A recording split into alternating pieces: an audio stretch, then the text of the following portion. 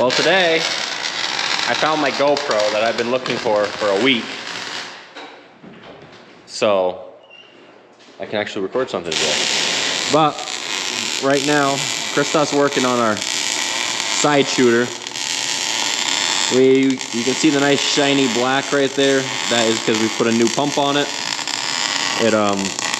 Where's the old one, Christoph? You threw it away. Okay, you already junked it? Yeah. Anyways, I was gonna show you, but the seals on it were completely blown out and junk. And then the pump itself didn't have too much strength anyways, so it's just replacing the seal. But sometimes when you packed it in too tight, you'd have to work the belt back and forth for it to actually start shooting. And then like it would kind of like not shoot like it should. So with the seal bad and it not doing that, it's just replace the pump. And Christoph's doing some welding on it because this thing, I don't even know how old this side shooter is. 10, 12, I do. 10, 12 years. Yeah, I do wish it was bigger. It was more full. Sand and lime, but we kind of in the last year, last 6 months mostly, switched over to using wet sawdust. Just be able to add more volume in the stalls. Definitely seen improvement on that. The lime was nice because of the fields, for sure. But, you know, cow comfort is key.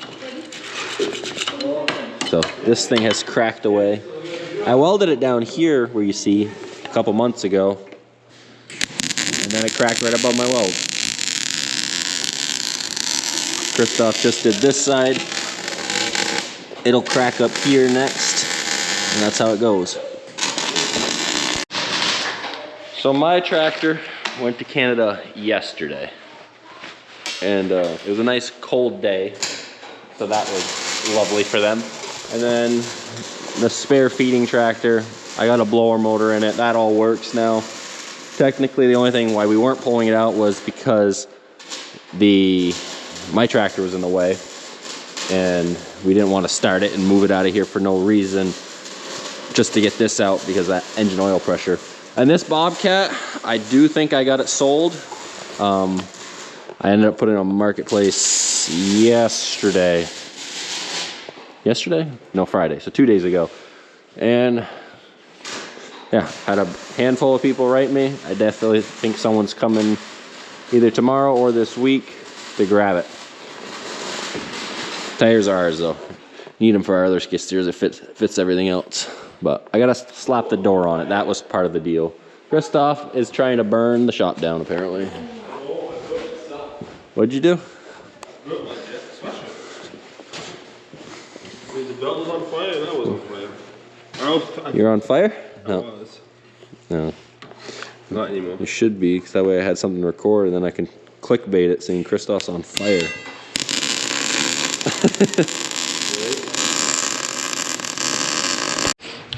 So, I would say tonight we are, well, it ain't morning. Oh, it's about 6 o'clock. Yes. Okay, so now my dad is cleaning out the pails so that we can put the oil from the transmission into the pails, and then after we can take all the back end off, and then after there's something wrong in there, I don't know what. And this is the gear. Here, it's nice, but here, it's not nice. So, right, there's one, and there's another one. Don't know if you can see them, but this is where the oil is going to come out of. I think so too. And all the oil's in here. Well, I thought there was another one here somewhere. Maybe not. Yeah, right here. There's one here. Okay. Maybe one for the front. Nope. And there's also another one right here. And you got your two up front. So now, you gotta keep that out of here, man. my dad is taking Are you sure? off. That's my. Yeah, you're my dad. He's taking off the drawbar Yes. pin, so we can take that out and we can get all the oil out. I was wrong. Where the oil's coming out of here is right there. Dad, I have. That's where the oil is coming out of. So now, he's taking Well, you gotta get the other pails ready. Too. yeah, there's a pail ready. Okay, this is gonna go fast, probably. And he's taking the oil. Now I'm gonna go get a second pail ready. Yep.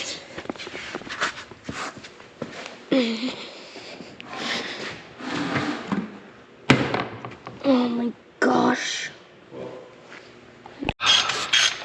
So, Dad got it untightened.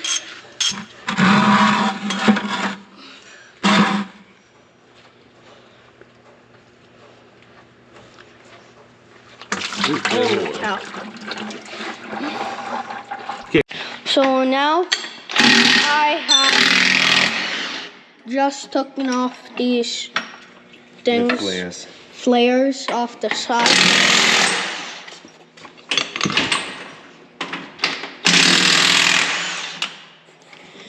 And Dad is taking off all the bolts for this piece, and then after we can take the whole back off.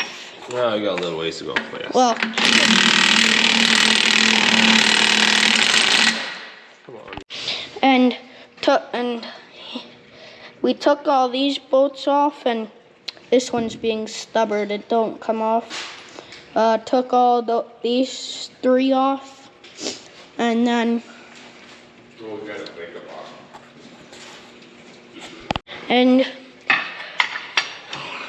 we got the breaker bar, and it's working now.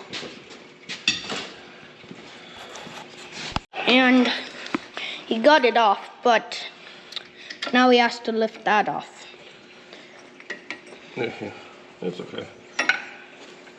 I just don't want it on my feet. That would hurt. Probably.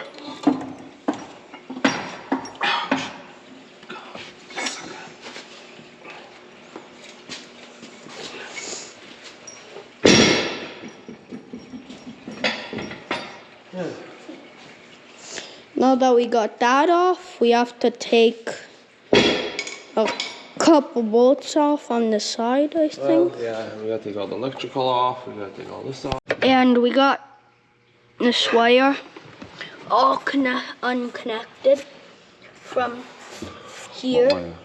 Huh? Oh, well, Corn planting wire. Yes. Well, some of it. Yes, some of it.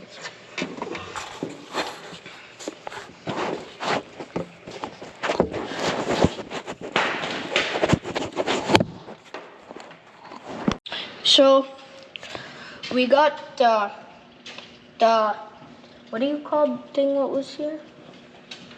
A plug-in for the blinkers for something. Yeah, pretty much. For the blinkers and stuff. For the blinkers, if you have something in the back. I want something. Jesus Christ, it's tight. Now he's trying to get those two bolts out on the bottom. But take this off, and I don't know how I can wiggle it, but they don't come out. Got it out with the big impact gun, the D-wall, and now he is taking off a hose in the back. This one right here, what goes to this green cap. So now we got that piece off what was right here, and now what's the next step, Dad? Finish the electrical. Finish the electric electronics on this, taking all the wires off Yes, where's that light? now. Because all these wires, there's a plug-in for it somewhere, so we have to unplug it. So now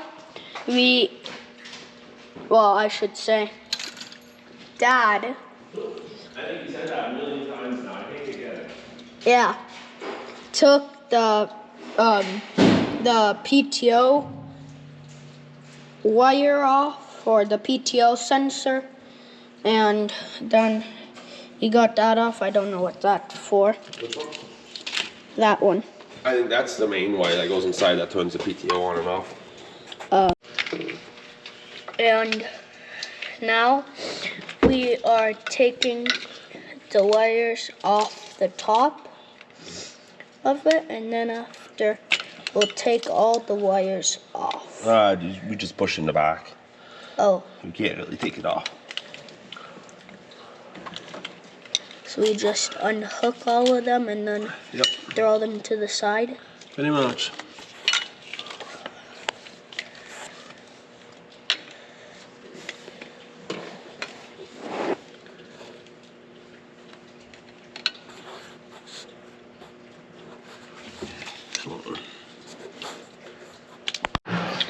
And now we are taking all the wires down there, and we're pushing them in Out of the way. underneath this, out of the way. Exactly. So that when we pull this off, nothing is getting ripped and nothing is in the way. Exactly. Well, Christoph and Marcus, and I think a little bit of Henry was in the recording. I wasn't here, but he is working on this R here. And if you guys have been following along since springtime, you guys know that we had to put a PTO assembly in it, because when we had it on the pick right, the gear, the bolts came loose. I think it's 4 bolts, and the gear started shaking. And then I actually have it right here. This is actually the second one, because when we fixed it and then we ran it for a couple more days again on the pick right again, and it blew up again. This is basically your main PTO driving gear, and it's all good and dandy except for right there, but it is clapped. It's actually been sitting on this shelf all year. The first one that blew up, that one was really bad. But we're thinking that the reason that happened is because in the computer there is a automatic fast or slow setting to turn this PTO on. It was put on automatic. We've never touched it before, but that's what it was on.